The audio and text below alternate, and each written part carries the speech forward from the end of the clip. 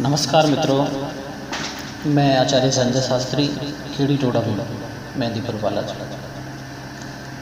लक्ष्मी प्रदान समये नववेतृमाभां, विद्या प्रदान समये शरदिन्दुशुभ्रां, विधवे सुवर्ग विजये पीतमालनीला,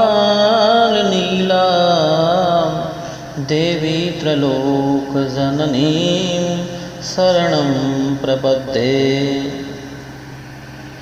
आज का युग भौतिक युग है। भौतिक सुख की लालसा में व्यक्ति दिन रात दौड़ता है। इस दौड़ धूप के चक्कर में अपने अध्यात्म को व्यक्ति भूल गया है। इस विषय में सोचने के लिए उसके पास समय नहीं है।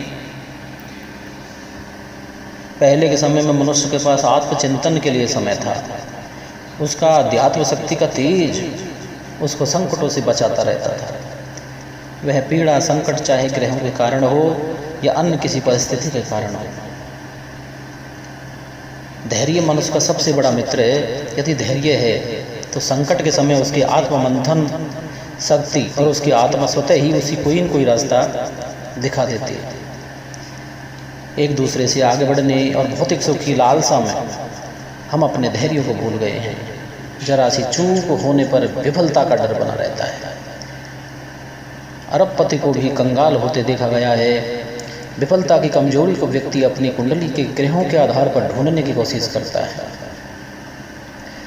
अपने जीवन के पतन, अवरोध और आकस्मिक हानि, असीम कष्ट, दारुण दुख, दुर्भाग्य, दुर्भिक्ष, आतंक आदि का कारण काल सर्प योग को बता दिया जाता है। प्राचीन समय में ऋषि महर्षियों की आयु हजारों वर्ष हुआ करती थी। उनके जीवन में भी गोचर ग्रह वशात काल सर्प योग हजारों बार आए होंगे, तो उनका पतन क्यों नहीं हुआ? याद रखें कि अधिक फसल उगाने के चक्कर में जमीन एक बार ये बात जरूर याद रखें कि फसल उगाने के चक्कर में जमीन एक दिन बंजर हो जाती है। वही हाल अधिक धन कमाने के चक्कर में आज के मनुष्य का है।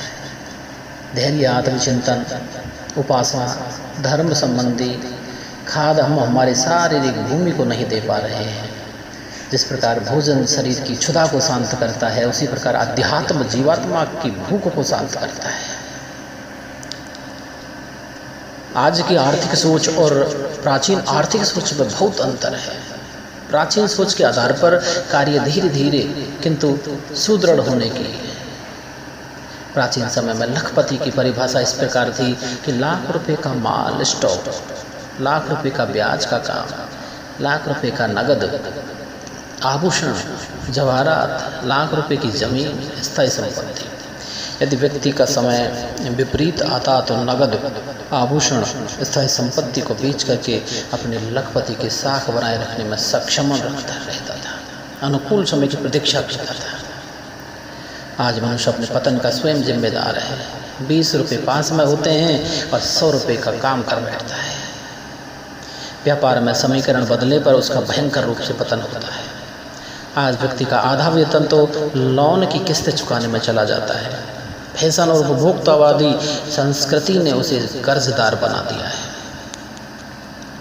अपनी उन्नति के अवरोधों को जानने पर किसी अपरिपक्व ज्योतिषी ने दुष्ट ग्रह गोचर के साथ काल सर्प योग बता तो दिया, तो उसका जीवन दुर्धर हो जाता है। अतः काल सर्प योग विषय में कुछ चर्चा जरूरी है। तो आज हम चर्चा करते हैं विशेष रूप से, गहन रूप से काल सर्प योग के बारे में।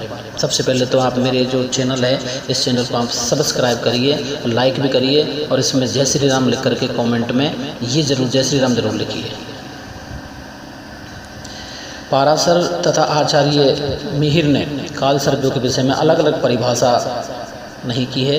सारावली, मानसागरी में घातक योगों में सर्प योग, विष योग, सकट योग, केंद्र योग, भैरव योग, काल योग, महाकाल योग, वैदूषण योग, इन सब योगों का वर्णन, परंतु काल सर्प योग का विशिष्ट वर्णन नहीं है। वर्षों पूर्व डॉक्टर वी रमन ने भी अपनी पुस्तक में 300 महत्वपूर्ण योगों में भी इस विषय में कुछ स्पष्टीकरण दिया है। जैसे सूर्य और चंद्रमा के दोनों ओर ग्रह हों तो उभयचारी और दुर्धरा नाम का योग बनता है। सूर्य या चंद्रमा के 2 ग्रहों के बीच में उपयुक्त योग बने। यह माना जाता है कि राहु केतु के मध्य में समस्त ग्रह आ जाते हैं तो छाया ग्रहों से पुटित हो जाने के कारण अन्य ग्रह प्रभावहीन हो जाते हैं, अतः व्यक्ति जीवन में संघर्ष करता है। यह बात सोचना गलत है कि काल सर्प योग वाला व्यक्ति कोई उन्नति नहीं कर सकता। बिल्कुल, जितने भी आगे बढ़ने वाले और बिल्डर्स, बिजनेसमैन, नेता, राजनीतिज्ञ, इन सब की कुंडलियों में काल सर्प योग बने हुए हैं। जिस प्रकार सर्पों में मणिधारी सर्प होते हैं, उसी प्रकार काल सर्प योग में भी कई उन्नतिकारक योग भी होते हैं।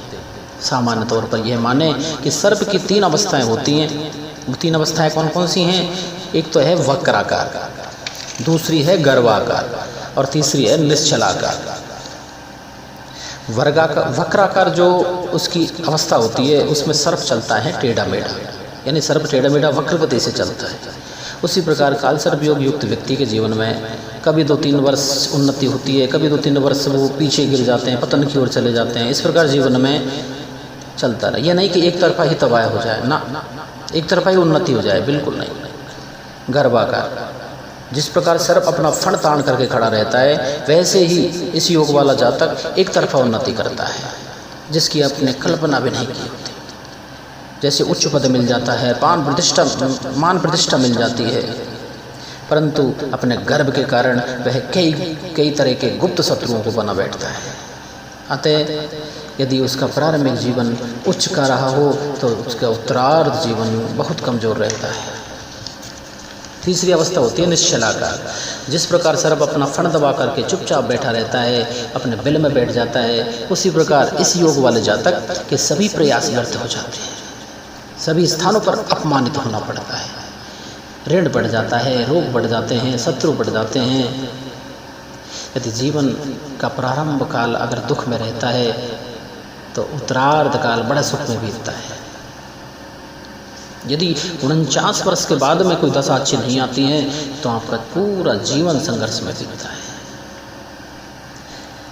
जीव से ब्रह्म पर्यंत की सभी गतियां काल पुरुष के अधीन है।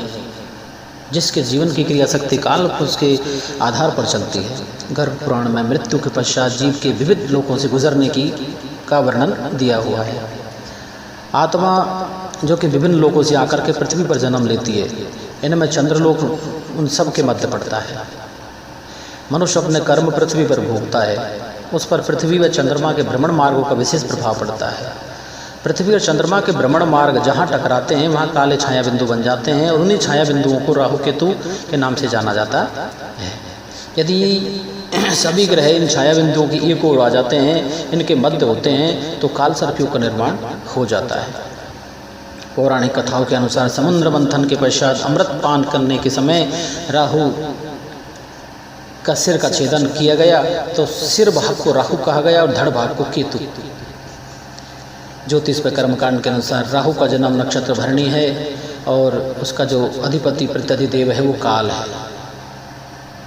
केतु का जन्म नक्षत्र अश्लेखा है जिसका प्रत्यधिदेव है सर्प। इसलिए राहु केतु जनित जो दोष बनते हैं उनको काल सर्पयोग के नाम से जाना जाता है। अग्रे वाचेत पृष्ठो प्रत्येक पार्श्वे वानाम झटके राहु केतवो न कीट योग प्रोक्तम काल सर्पस्य तस्मिन् जातो जातावार्थस्य पुत्राद बीयात। काल सर्प दोष के कारण रोग, ऋण, पीड़ा, कर्ज, संतानहीनता, धोखा, शत्रु, विषयोग, दुर्घटना आदि योग बनते रहते हैं। टोना टोटका, प्रेत बाधा, ऐसा व्यक्ति शीघ्र इन योगों से प्रभावित हो जाता है। राहु केतु की स्थिति से पता लग जाता है कि व्यक्ति अपने कर्म से दुख प्राप्त कर रहा है या फिर किसी के शाप के कारण दुख प्राप्त कर रहा है। अतः उसी के अनुसार रक्षा या उपाय व शांति कर लेनी चाहिए। राहु केतु मध्ये सप्तो विघ्ना वा काल सर्प सारिके सुताया साधि सकल दोषा रोगेन प्रवासी चरणम ध्रुवम। काल सर्प योगस्थ विष विषाक्त जीवने भयावह पुनः पुनरापि सुखम चयोसने रोगांतादिकम पूर्वजन्म कृतम पापम ब्रह्म सापाद सुतक्षय किंचित ध्रुवम प्रेतादिवसम सुखम सौख्यम विनश्यति। अर्थात राहु केतु के मध्य में 7 ग्रह आ जाते हैं तो रोग, शत्रु, स्थान हानि, शोक, संतान चिंता, प्रेत बाधा जनित दोष उत्पन्न हो जाते हैं। ब्रह्म हत्या, अन्न शाप योग भी इन ग्रहों की स्थिति के अनुसार ही जानते हैं, क्योंकि व्यक्ति अपने कर्म और शाप आदि के कारण ही दुख प्राप्त करता है। यदि हम वेद में देखते हैं तो वेद में कहते हैं श्री 6 प्रकार के ऐश्वर्य होते हैं। लक्ष्मी, श्री और लक्ष्मी, श्री मानी ऐश्वर्य और लक्ष्मी मानी चंचला, ये दोनों रात और दिन काल पुरुष की पत्नियां हैं। सृश्चते लक्ष्मीश्च पत्न्या बहुरात्रे पार्श्वे नक्षत्राणि रूपमस्मिनो व्यत्तम्मा। ज्योतिष में इस समय गणना अश्विनी नक्षत्र से मानी जाती है। उदयकालीन सूर्यकालीन लालिमा की तरह काल पुरुष का प्रकाश रहता है। कुछ समय पश्चात सूर्य पूर्ण दिखाई देता है, अतः अश्विनी से आगे भरणी नक्षत्र में कालसर्प योग पुरुष के लक्षण भी पूर्ण रूप से दिखाई पड़ते हैं। अश्लेषा नक्षत्र काल पुरुष का पूर्ण तपोबल रहता है, उसके बाद में वह उसका पृष्ठभाग शुरू हो जाता है। अतः भरणी और अश्लेषा नक्षत्र का विशेष महत्व है। इनके प्रत्यधिदेव काल और सर्प ये दोनों हैं, और इन्हीं का पूजन, इन्हीं की मंत्र स्तोत्र, इन्हीं को पूजन करके और इनकी काल सर्प योग की शांति करानी चाहिए। इस वीडियो में इतना ही, और अगले वीडियो फिर बनाएंगे और उसमें विशेष तौर से हम इन काल सर्प योग के बारे में आगे चर्चा करेंगे। जय श्री राम, जय बालाजी।